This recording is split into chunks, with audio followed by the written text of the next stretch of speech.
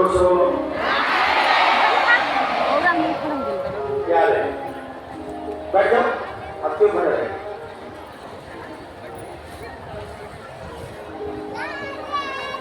कामदेव ने भगवान के समीप, जब भगवान के पास कामदेव पहुंचे, भगवान ने पूछा, स्वागत है कुछ नमस्कार, तुम कौन हो? कहो यहाँ कैसे पधारे? तो कामदेव ने कहा, मेरा परिचय मदनो मन्मथो मारो प्रत्युम नौमी केतना तम दर्प दर्प तो नंदर काम पन सरस्वरा। मेरा नाम कामदेव है, मदन है, मार है, अनेक नाम है। मैं आपसे युद्ध करने आया हूं। भगवान ने कहा, मुझसे युद्ध करने आए? हम तो युद्ध करना जानते नहीं।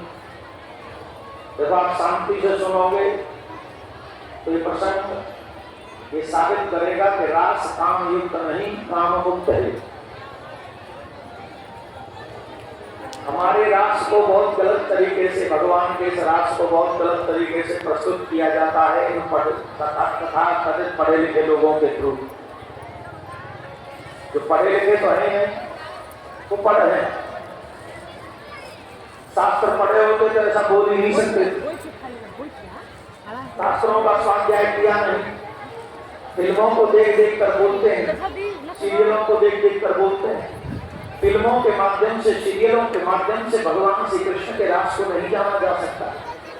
अगर रास को जानना है तो आपको संतों के, महात्माओं के, वैरागियों के, तपस्वियों के, ज्ञानियों के सानिध्य में जाना पड़ेगा। रसकों के जलों की सेवा करनी पड़ेगी, तब थोड़ा बहुत रास को बैठ के नीमन से खा, बैठो प्रमुख कहीं से बैठा, अच्छा से खा के जल्दी पानी पी लो। उस रास को जानना चाहते हो तो थोड़ा सा प्रसंग भागवत के राजस्थान से कई प्रसंग जो है उसे थोड़ा समझो।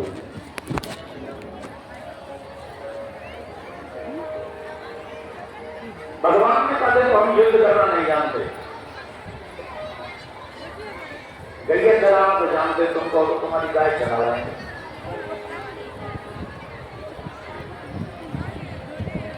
कामदेव ने कहा, मैंने मना किया था पर नारद जी नहीं माने। नारद जी ने कहा, जाओ कृष्ण युद्ध करेंगे। नारद जी के कहने से ही मैं आपके पास आया। कन्हैया बोले, नारद जी ने भेजा है? बोले जी। फिर तो अच्छी बात, फिर तो युद्ध करें। बताओ कौन सा युद्ध करोगे? मैदान का भी खेलेगा? कामदेव सोचने लगे कि कह रहे थे हम युद्ध करना नहीं जानते, और अब कह रहे हैं कौन सा युद्ध करोगे? तो कहा, प्रभु इन दोनों में भेद क्या है? भेद भी बता दो। तो कृष्ण कह रहे हैं, जैसे कहेंगे कि जब हम एकांत में बैठे हो, आराधना कर रहे हो, ध्यान में बैठे हो, उस समय आप हमारे यहाँ आना, हमारे ऊपर अपनी पूरी शक्ति का प्रयोग करना। अगर तुमने काम जगा दिया तो तुम्हारी विजय, नहीं कर सके काम जागृत तो हमारी। मैदान का युद्ध किसे कहेंगे? बोले मैदान का युद्ध किसे कहेंगे?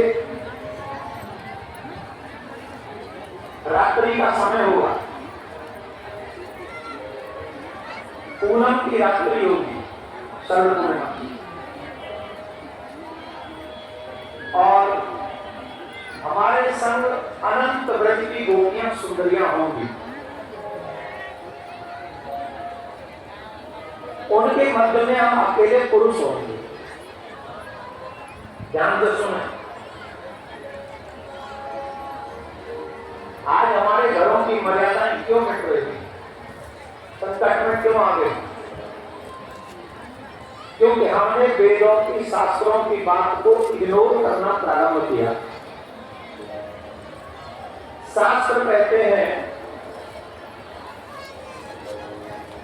जवान बेटी के साथ पिता को भी रात्रि में कभी अकेले में नहीं रहना चाहिए, भाई बहन को भी एकांत में जवान होने पर नहीं रहना चाहिए।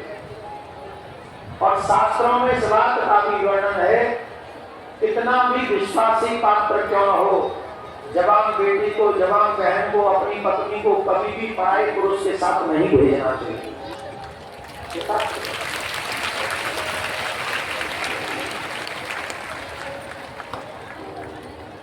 और हम लोगों ने शास्त्रों की बात को इग्नोर करके नंगे पुंगे हीरो हीरोइनों की बात को एक्सेप्ट किया।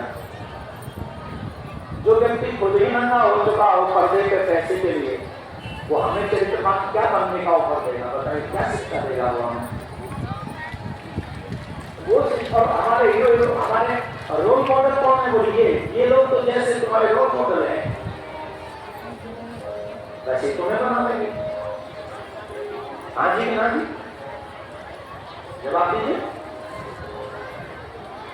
तो हमको करना क्या चाहिए? तो मत बैठ, आराम से आराम से खा कर हमारे सही मायने में जल्दी खाता। और अगर कभी देखते हो उनसे पेट न भरे तो ग्रंथ ही हमारे रोल मॉडल होने चाहिए। गीता जैसा ग्रंथ हमारा रोल मॉडल बन जाए तो आप न यहाँ गिरोगे न वहाँ गिरोगे, दोनों जगह सुरक्षित सेफ रहोगे। भगवान के मुख से निकला हुआ ग्रंथ जिसको तुम पढ़ना नहीं चाहते,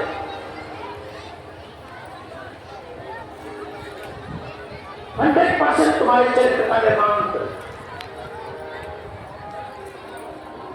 गीता, रामायण,